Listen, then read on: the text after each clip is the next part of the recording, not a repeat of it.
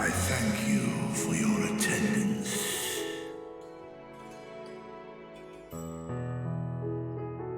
The riches the Radiant Host have retrieved or hoarded in Al-Zadal's name. A fortune I set aside for a future day of need. And lo, that day hath come.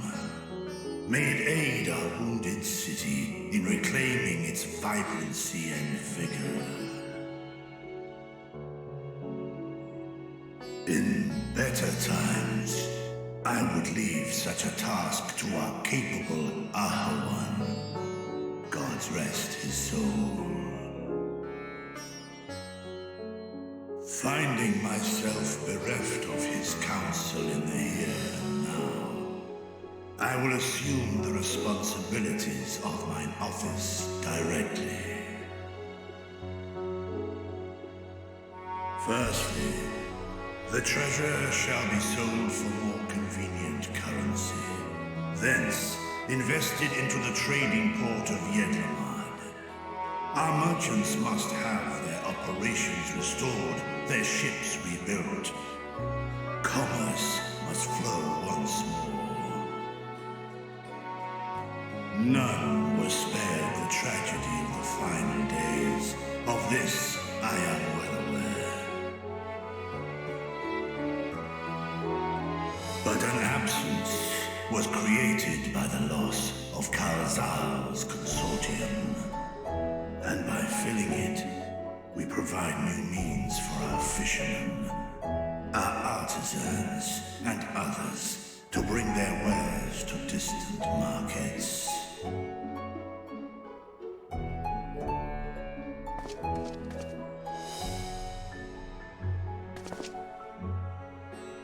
And what of the children who were left without family to care for them? That is a concern which weigheth heavily upon my mind. A simple gift of coin will soon be exhausted, leaving these young souls adrift on the fringes of our society. Nay, a proper solution is needed, one which doth guarantee their welfare for years to come. Thou hast surely seen how other nations rise to meet this challenge, adventurer. What dost thou deem the wisest course?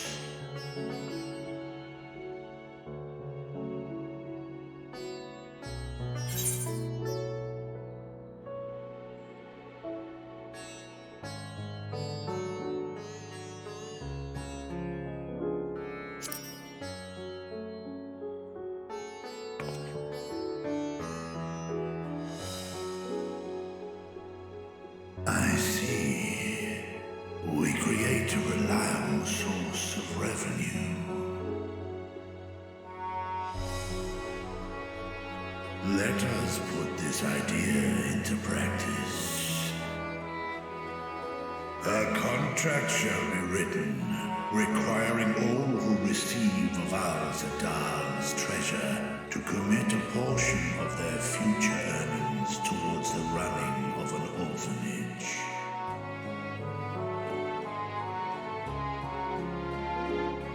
Now, such an influential policy is deserving of a worthy name.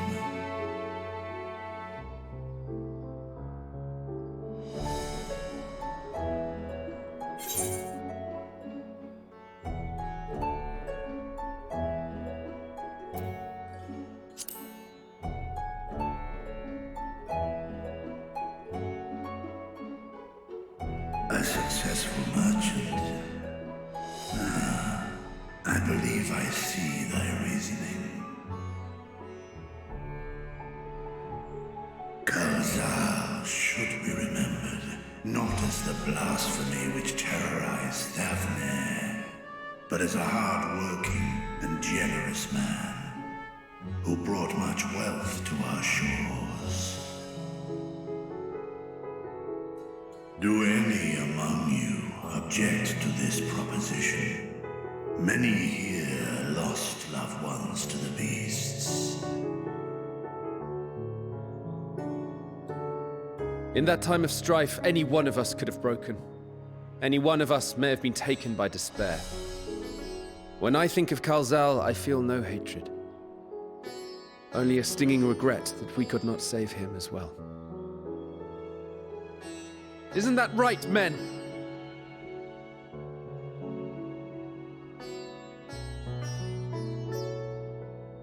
This bodes well for that boy.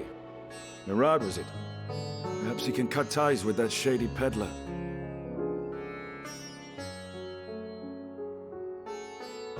Then let it be done. Henceforth, this initiative shall be known as the Kalzal Foundation. Nabdeen, thou art to assemble a patrol and ensure that no child in this city liveth in squalor.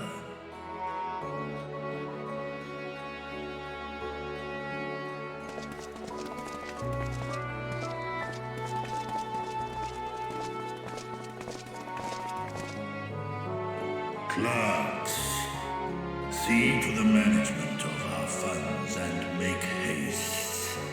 Our citizens must not suffer a day more than is necessary.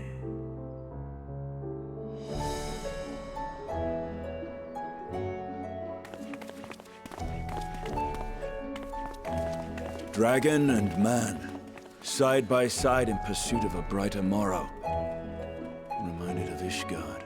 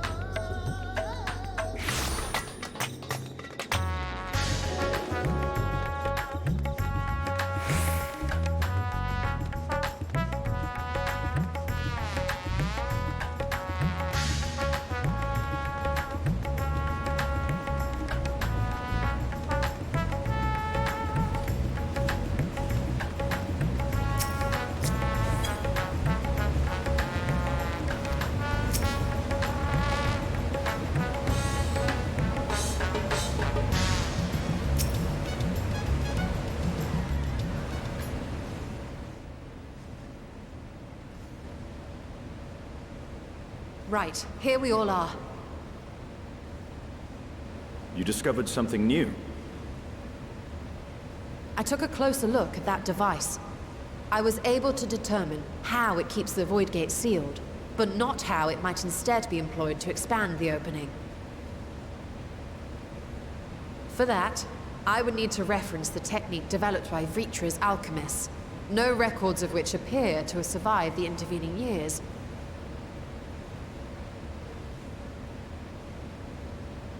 We know this, so why have you sent for us? Have you learned aught of value or not?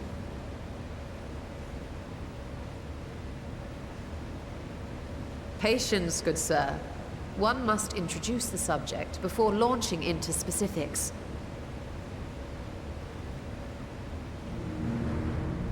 From what we understand, travel between worlds is accomplished by passing through the nebulous rift which exists between them. Picture, if you will, the moment you were called to the First.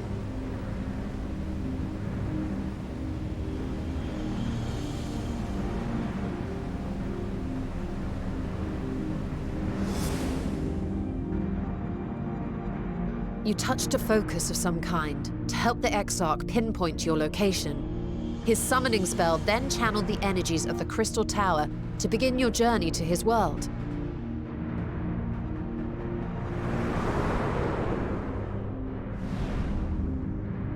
The magics tore a hole in the wall separating source and shard, and cast you into the intervening nothingness. In that place, the laws of nature hold no sway.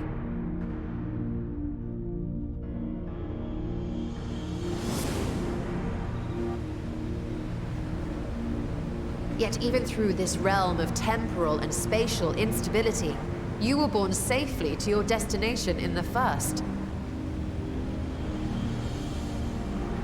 The feat that guided you across such an unimaginable distance, both physical and metaphorical, was nothing short of a miracle.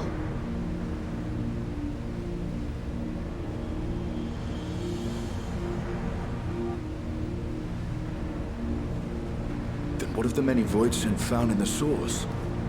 Who guides them here, and how? An excellent question. Though there are several methods by which the Void's denizens might intrude upon our world, the rituals of summoning are the most typical. For example, let us consider the Gargoyle, a creature of middling power.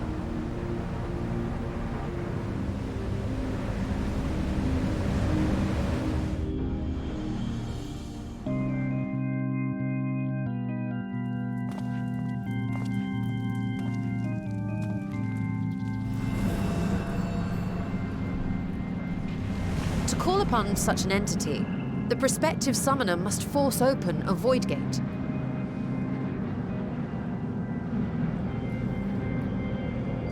The portal lasts but a moment and is relatively small, allowing only an imp or other lesser being to squeeze through with their physical body intact.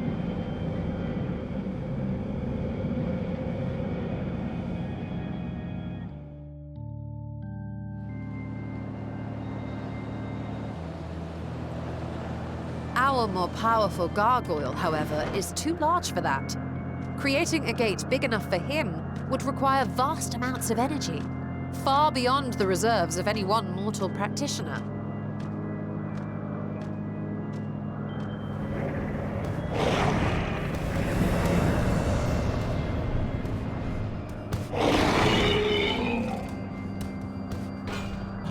Instead, 'tis far more common to bring over only the entity's soul. We had a taste of that ourselves when a certain Exarch dragged us to the First.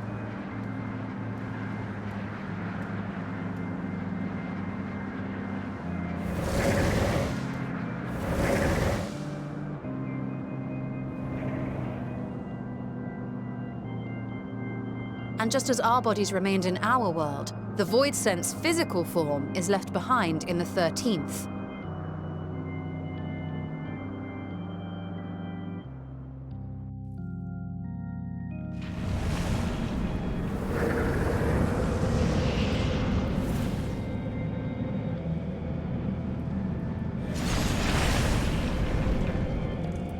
Once at its destination, the summoned soul is granted a temporary shell to inhabit. In the gargoyle's case, a stone effigy has proven a suitable vessel.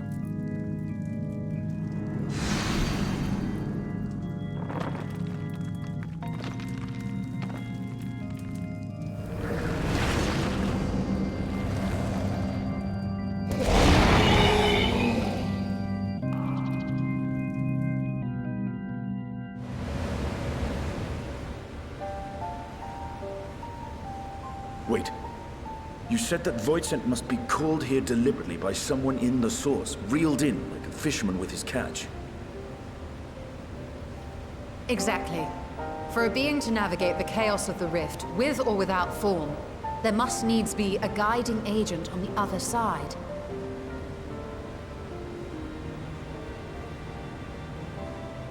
When the hordes poured forth from Alag's Great Gate, it was the technologists who drew them through. Though to my knowledge, planar fissures are in essence natural passages between our world and the void, which require no such guidance to traverse. Why is only the boundary between the source and the 13th so fragile? So much so that it often tears open of its own accord. I believe solving that mystery is key to understanding travel between the source and its reflections. And how do you intend to get your answers? No, the danger is too great.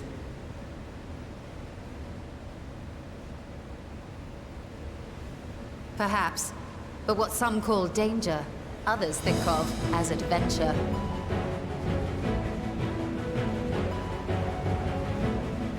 Were you not listening to my tale? Never mind that the means to expand the gate has been lost to the ages. Even could you force the portal wide enough, you would be greeted by an army of murderous horrors the very instant you step through.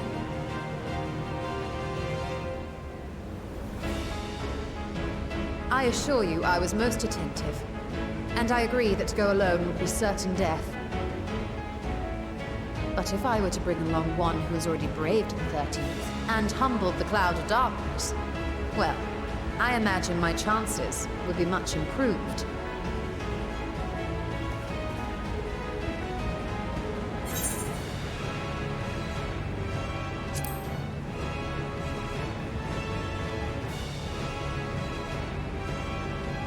I had a feeling you might say that.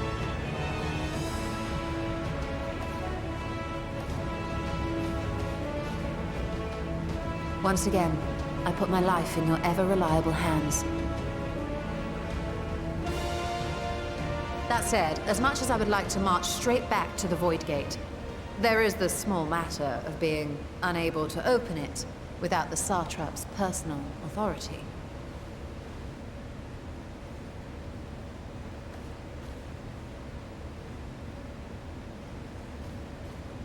As I've said before, I will grant you and yours any boon you choose to name, provided it does not endanger my people. You have my word that we will take every precaution. Not a single Voidsent will be allowed to threaten Radzatan, assuming we manage to expand the portal in the first place. You have a plan.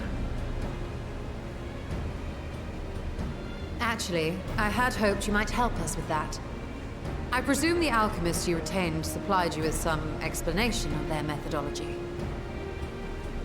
That they did. House Daymir was overseeing the project. Daymir. Ah, yes. The family associated with the great work.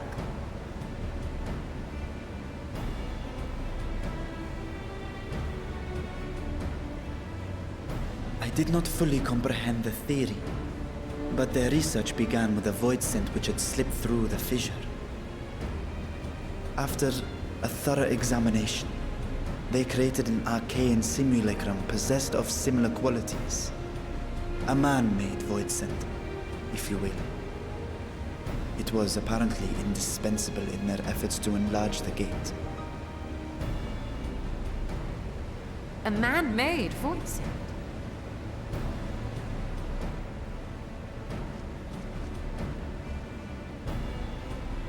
Yes. Being great admirers of the Archons, House Daemir submitted detailed notes to Charlene's official committee. They expected praise and accolades for their simulacrum, and were thus devastated to be informed that their work had been classified as prohibited material. If that's true, then those notes might still be stored in a forbidden archive somewhere. Not Google, of course, since that library had yet to be built. Which leaves us with...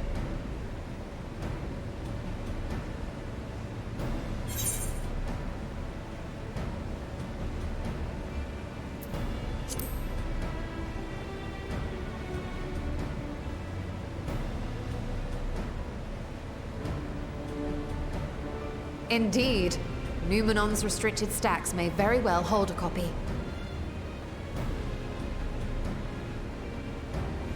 In which case, I say we head directly to Charlene.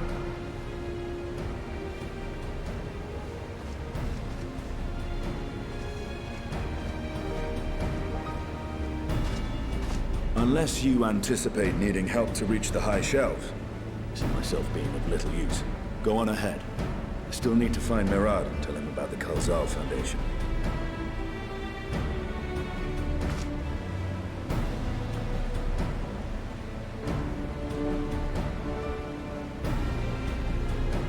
Let us be on our way as well.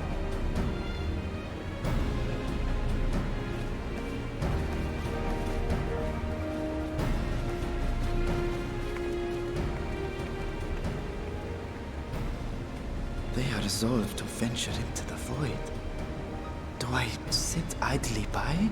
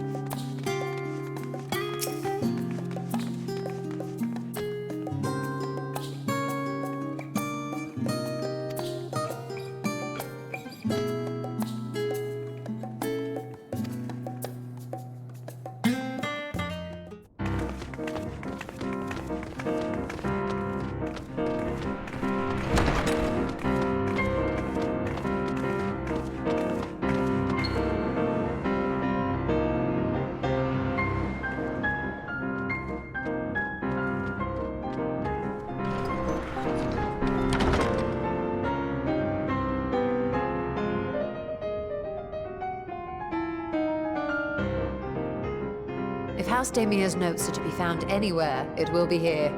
Let us begin.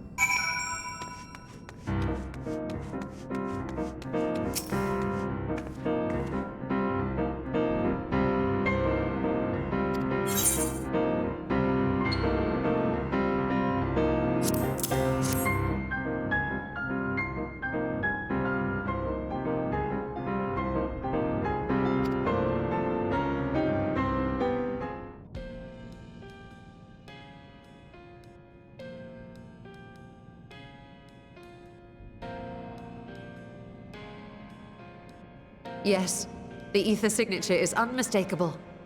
I've felt the traces of House Damia's resonance many times at the Great Work. Time to see what all the fuss was about.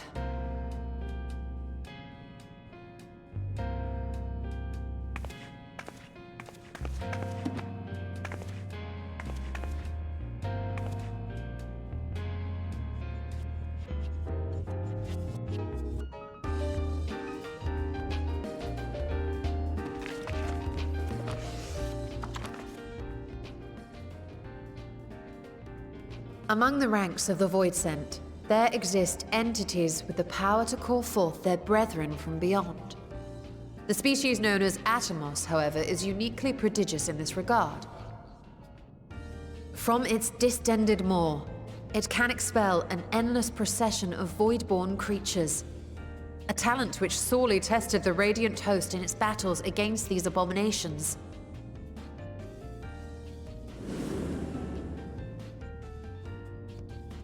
Surmising that the entity itself was acting as a void gate, we endeavored to capture a small specimen and subsequently examine its physiological structure.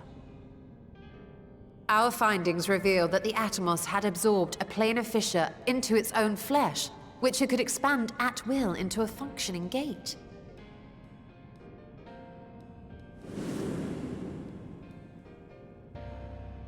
Upon further analysis, we identified an ethereal wave pattern emitted during this process.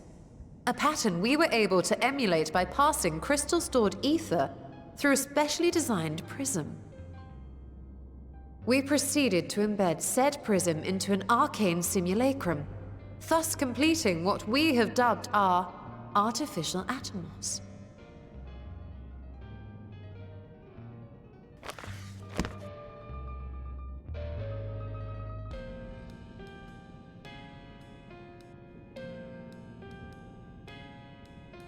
How could I have been so blind to the possibilities? This species, not to mention its ability to summon void scent, has been discussed among academics for years now. Just before the advent of the 7th Umbral Calamity, we received reports of Atomos sightings from every corner of Eorzea. Surely you've at least heard the tales.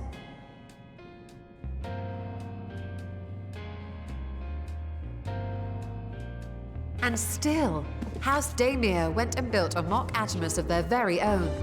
I'm not surprised the Archons consigned their work to a restricted archive. It was no easy task, but at last we've unearthed the volume we've been searching for.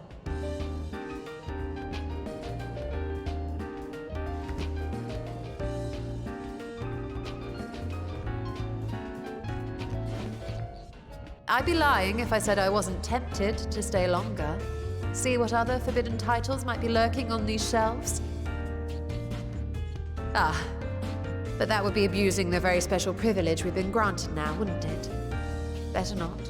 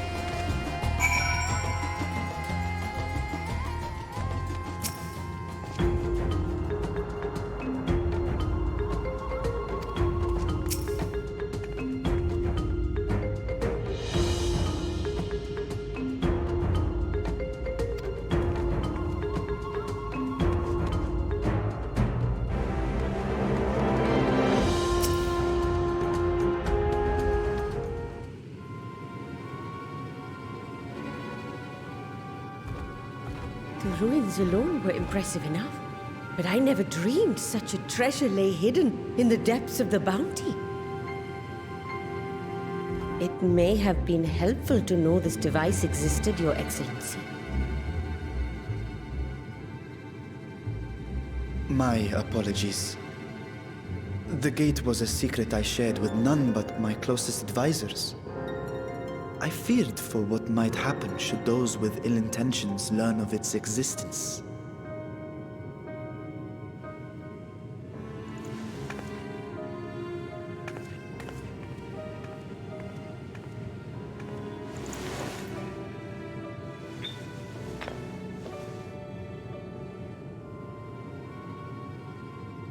What is it you're doing now? There's something I wish to verify. The NOAA reports claim that a short stint into the void carries little risk of etheric imbalance. Should one suffer an injury, however, or if one's expedition drags on longer than intended, that risk becomes significantly greater. Graha theorized that a warding scale would confer protection from the void's corrupting influence. But I would prefer to test that hypothesis before we set foot in the 13th ourselves. So, this is an experiment of sorts. Yes, an experiment. Tell me, how would you go about testing the efficacy of the warding scale?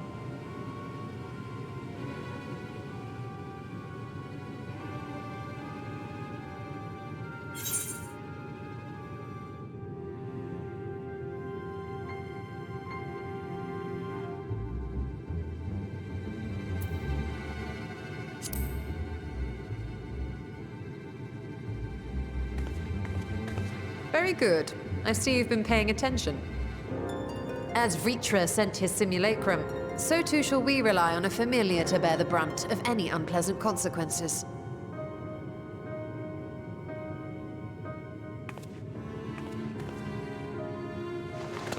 Now, a lowly imp can navigate a fissure, no matter how narrow. Which means an arcane entity of similar stature should be able to manage the same. I hadn't wanted it to come to this, but no other familiars will do, I'm afraid.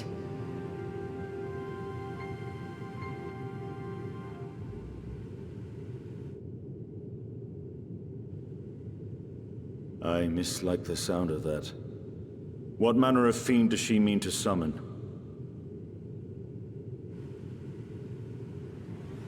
From ocean rise and cloudbank form, from mountain spring and rainfall storm, from river flow and life be born.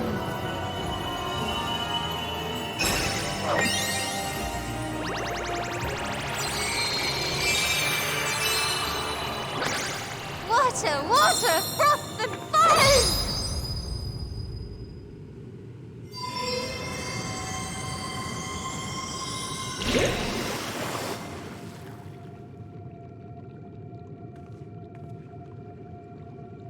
Ready your arms. I fear she's been possessed. Oh, come now. That was adorable.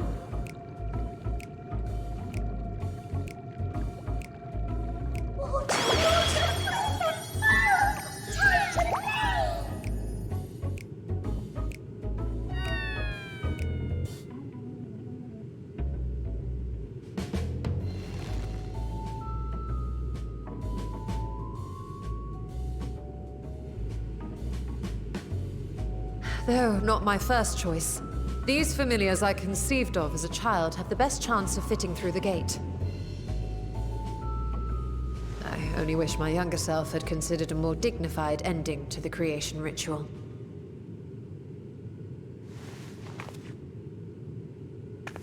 In any case, these two should serve us well. This one will bear a warding scale.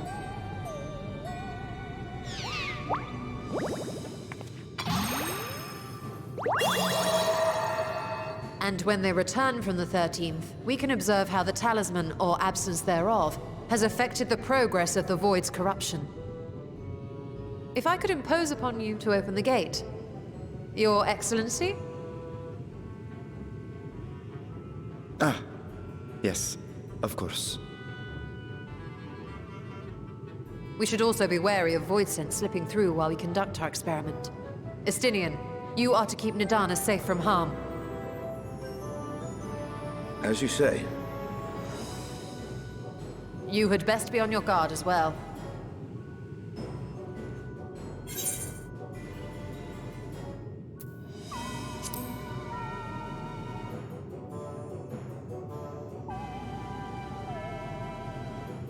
Oh, are you volunteering to join the Nixies? I could shrink you down, you know.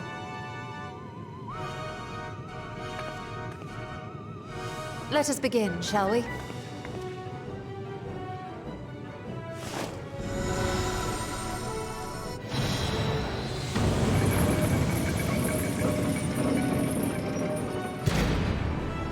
Nixies, into the void.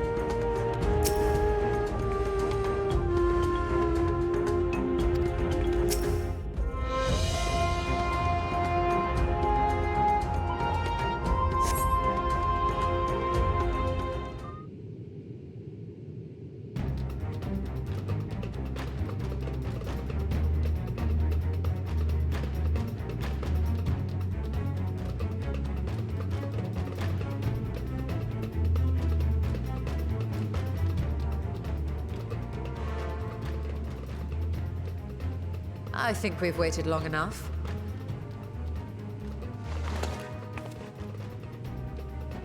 Nixies, return to my side.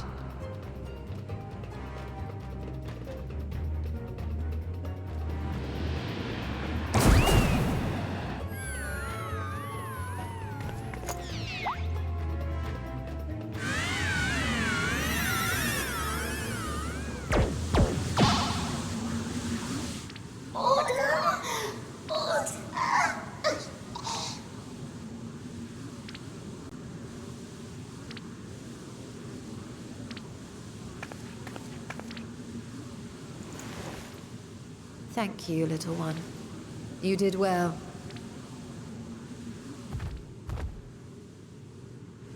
Oh, the poor thing. Its essence has been irrevocably warped.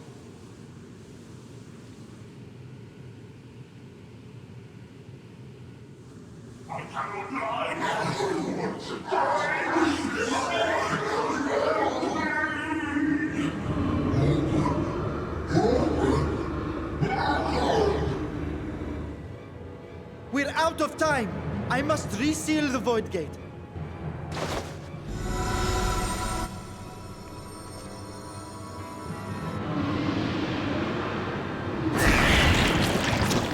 They're coming through!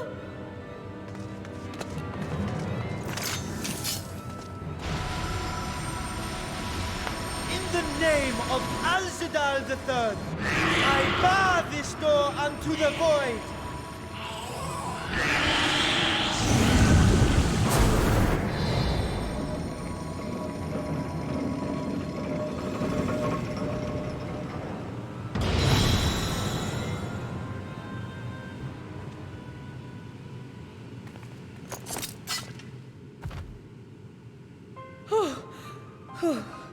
Well, that was a sharp lesson in the dangers of void gates.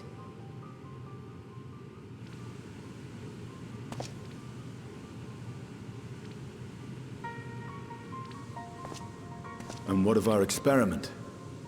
It's say the results speak for themselves.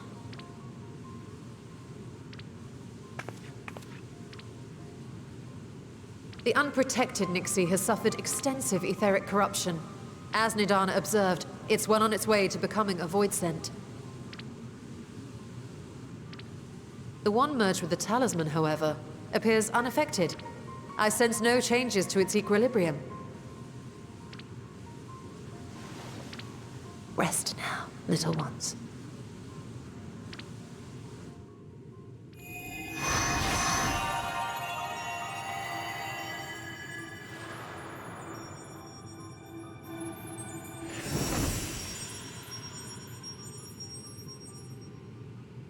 Graha's theory was correct, then. So it would seem. But while our second familiar was untouched by void energies, the talisman itself shows signs of degradation. It was, of course, originally designed to shield the soul from primal tempering. It stands to reason that etheric corruption of a different sort would affect it differently. We may need to modify the warding scale's design to account for the 13th's uniquely unstable ether. You've said much of the Void's instability, but my imagination fails me. What manner of place is this broken world? My apologies. I forget that not all of us spend our days sequestered in dusty archives. The 13th is a reflection of the source that was drowned in a flood of darkness. In Emmett Selk's own words, this tragedy was a result of the Ascians' attempts to force a rejoining. They erred in their haste, and made of that world a useless void.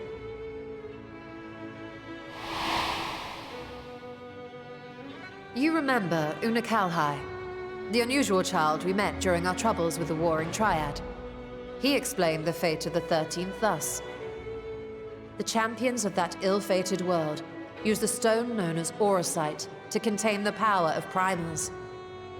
But those self-same heroes were gradually corrupted by the Auracite's bleeding energies, transforming into fiends with an endless hunger for ether.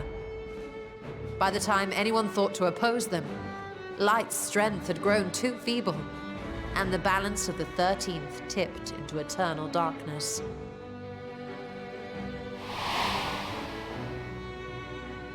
It was Elidibus, as I recall, who rescued Unakalhai's spirit from his final battlefield. But I wonder if there were others whom the emissary saved from oblivion.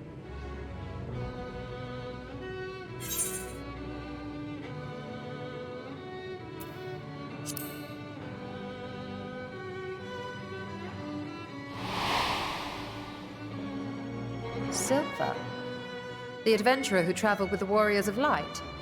And you say she was another of Elidibus's pawns?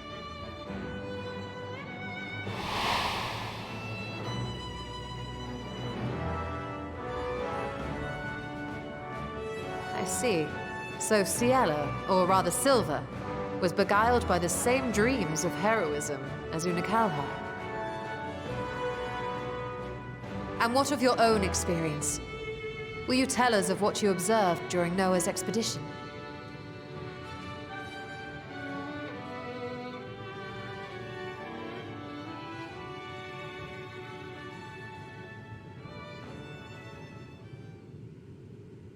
I can picture it now. The sunless, Stygian expanse, infested with legions of ether-starved monstrosities. A void in every sense of the word. What you have described in such lurid detail is exactly why I hesitate to encourage you.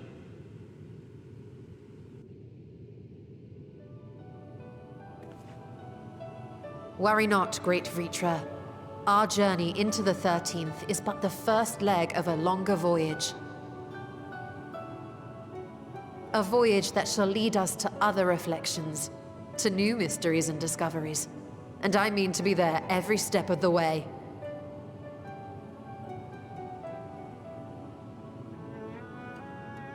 But first, I must focus on refining the warding talisman. Then I can begin work on constructing an artificial Atomos. Or I could if I had the relevant manuals to hand. Might I be so bold as to request access to the Satrap's family archives?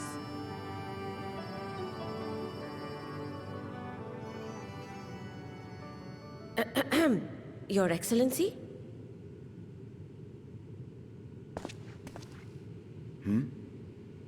Oh, yes. That can be arranged. I will speak to my officials upon our return.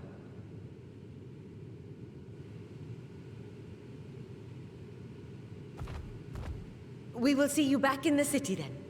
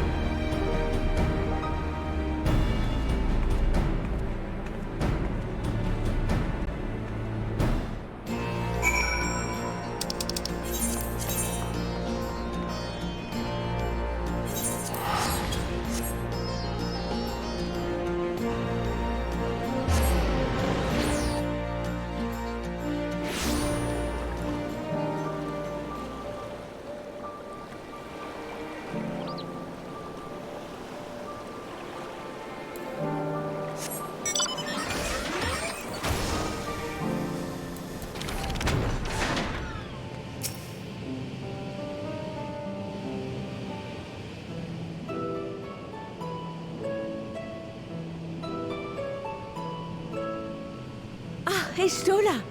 The adjustments are going well, I hope? 'Tis a lengthy process, but the end is in sight, yes. That's wonderful news. I myself had some good fortune searching through the Satrap's private records. What I found was a transaction log dated around the same period as when Al-Zadal's legacy was built. It included a purchase list of highly exclusive alchemical components, and I knew I'd discovered the key to making the artificial atomos. I then visited the High Crucible to commission the materials. After I'd explained my requirements, I was beset by volunteers insisting I allow them to help with the entire project. The usual reaction to someone forcing open a void gate is to run for the hills. Harnish academics certainly are a different breed. The alchemists of old were cut from a similar cloth. The unknown held no fear for them. Indeed, they were ever eager to seek new knowledge, regardless of the danger.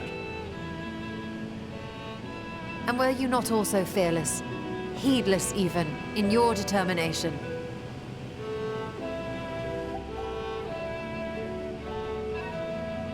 My sire entered his dormancy before I was hatched.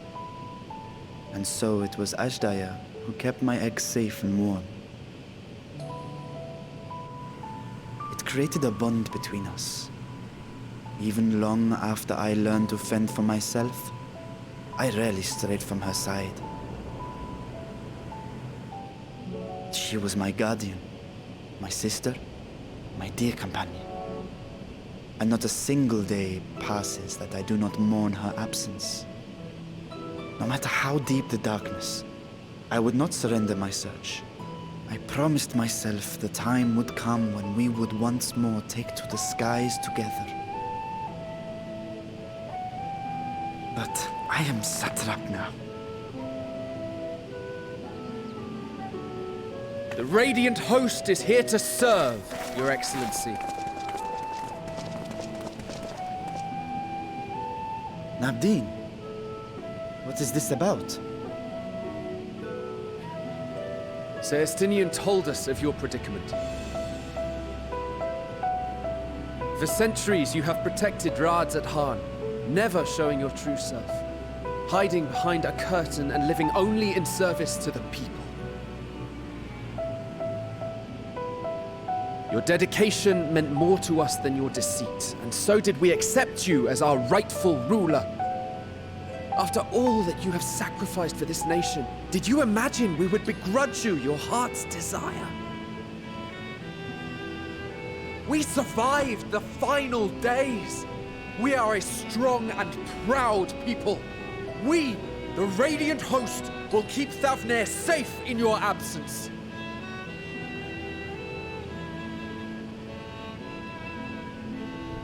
I am grateful for your loyalty and for your encouragement. And yet... Now you listen to me, Varshan!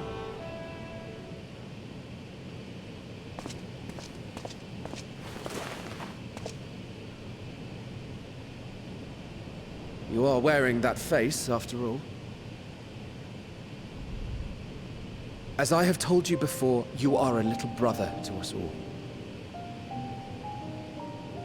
And if you are family, then so too is your sister.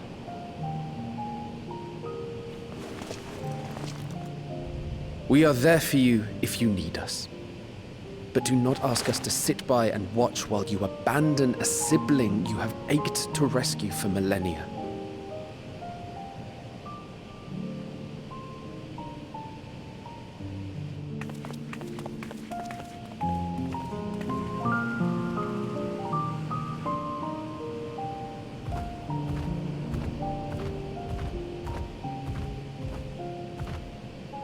We will succeed in opening the way.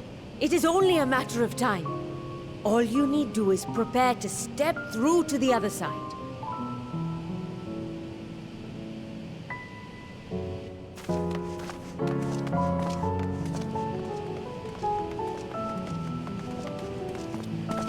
Your Excellency, I wanted to thank you for building the orphanage. It means so much that my sister and I will have a place to be together, safe and happy. And I hope that you and your sister can be together again too.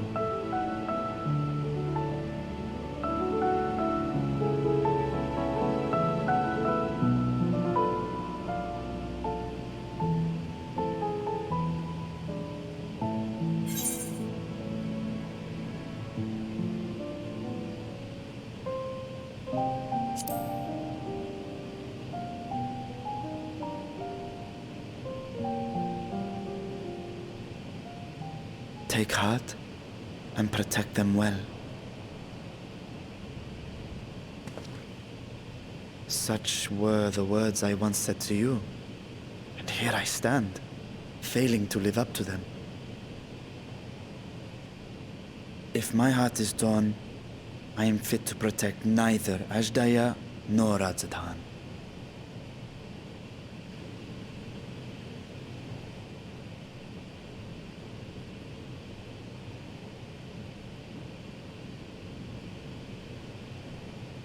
My people, I have come to a decision.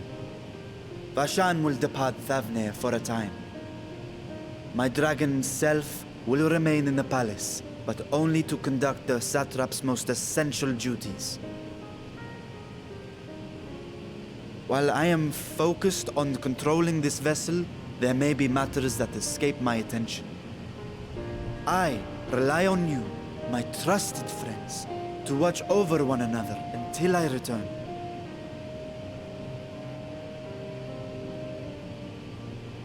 Take care and fair fortune, little brother. Many tears would be shed should you come to harm. I would not dare make you cry.